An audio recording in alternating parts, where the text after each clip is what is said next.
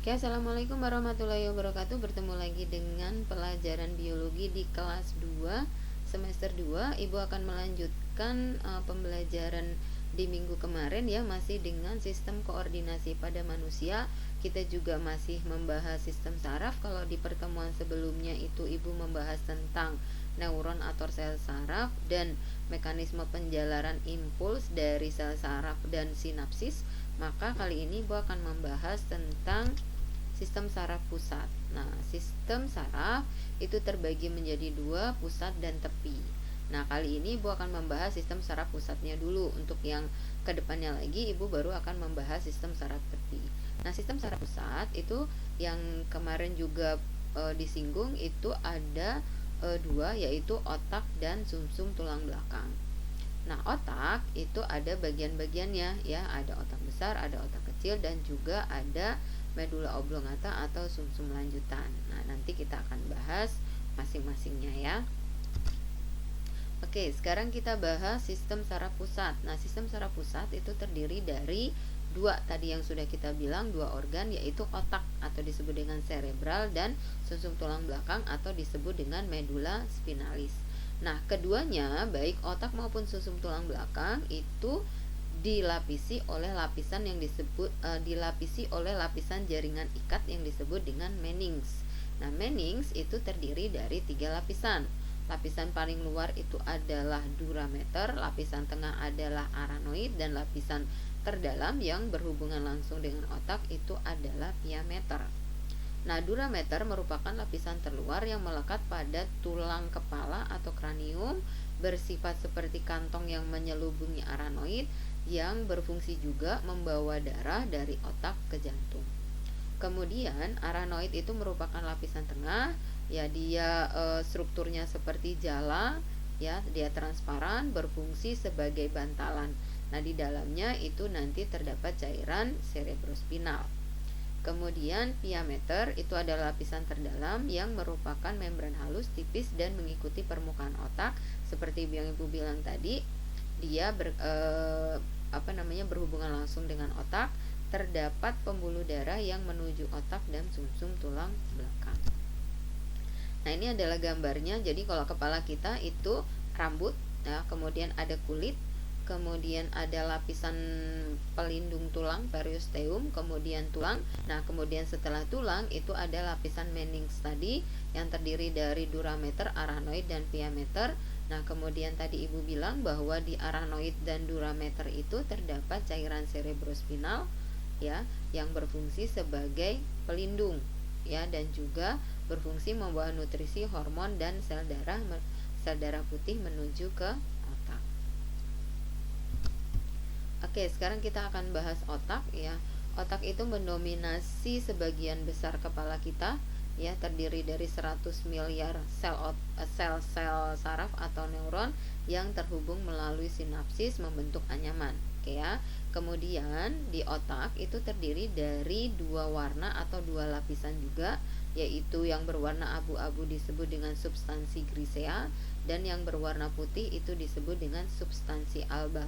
Nah, substansi abu-abu itu terletak di bagian luar ya, sementara substansi yang putih itu terdapat di bagian dalam. Nah, substansi yang berwarna abu-abu itu banyak mengandung badan sel dan dendrit. Kalaupun ada aksonnya, itu merupakan akson yang tidak bermielin. Kemudian kalau yang putih itu terdapat banyak akson yang bermielin. Ya, ini perhatikan strukturnya. Kemudian berdasarkan perkembangannya, otak itu terbagi menjadi 3 ya. Jadi kalau masih dalam janin, awal-awalnya itu ada otak depan, otak tengah, dan otak belakang. Nah, otak tengah itu tidak berkembang. Jadi yang paling berkembang pesat itu adalah otak depan, kemudian diikuti dengan otak belakang. Nah, otak depan itu berkembang menjadi otak besar, talamus, hipotalamus, dan infundibulum atau kelenjar hipofisis. Sementara otak belakang itu terbagi menjadi otak kecil, sumsum lanjutan, dan jembatan parol. Kita akan bahas satu-satu ya. Oke, otak besar atau cerebrum ya. Kalau dilihat dari pusatnya, maka otak itu terbagi menjadi dua belahan, yaitu belahan kanan dan belahan kiri. Oke ya. Nah, kemudian belahan kanan itu akan mengatur tubuh bagian kiri, belahan kiri mengatur tubuh bagian kanan, karena secara ini nanti dia sambungan otak yang menuju ke badan itu akan melintir atau terpelintir, sehingga kanan mengatur kiri, kiri mengatur kanan. Nah, selain itu belahan otak kanan itu merupakan pusat IQ, yang merupakan pusat logika, rasio, membaca, menulis, dan matematika.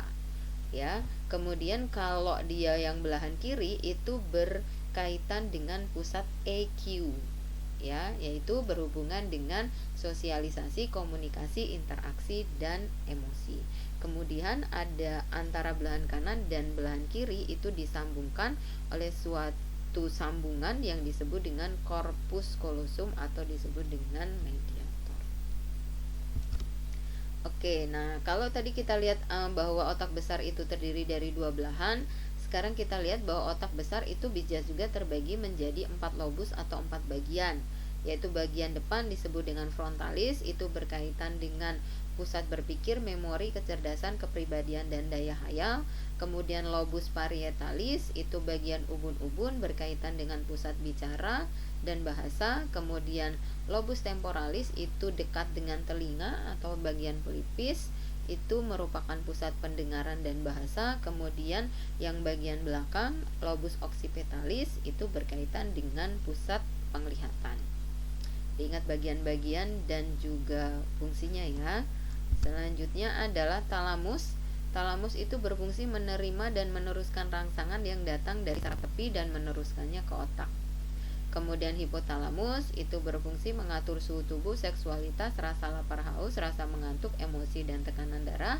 Sementara epitalamus atau infundibulum atau kelenjar hipofisis itu berkaitan dengan sistem hormon.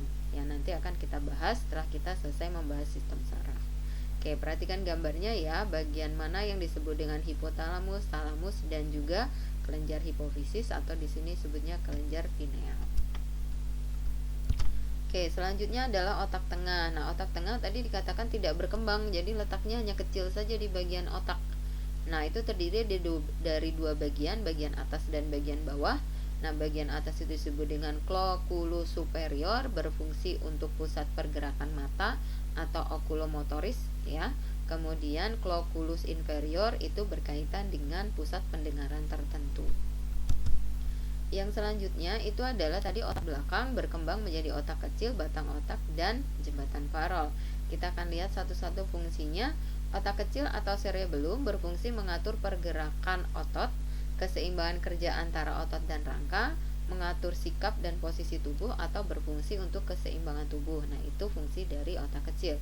Kemudian batang otak atau medula oblongata, perhatikan gambarnya ya, mana medula oblongata.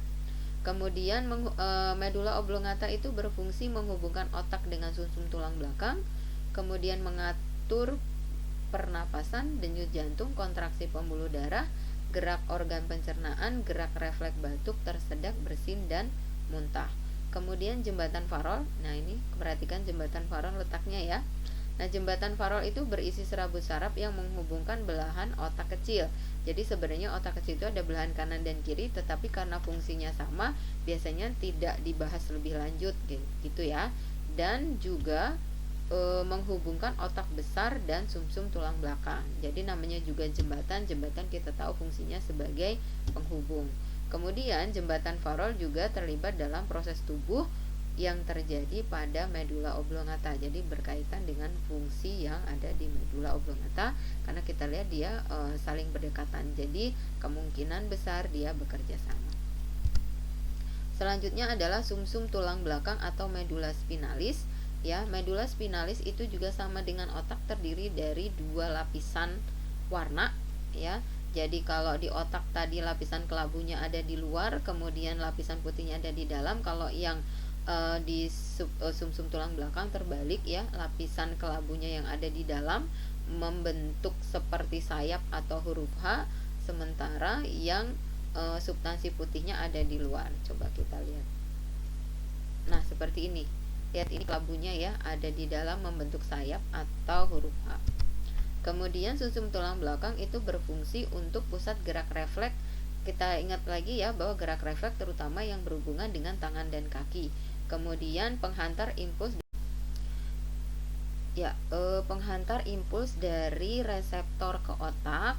Nah, itu letaknya adalah di bagian dorsal atau punggung, dan juga penghantar impuls dari otak ke efektor yang letaknya itu di bagian ventral atau bagian perut.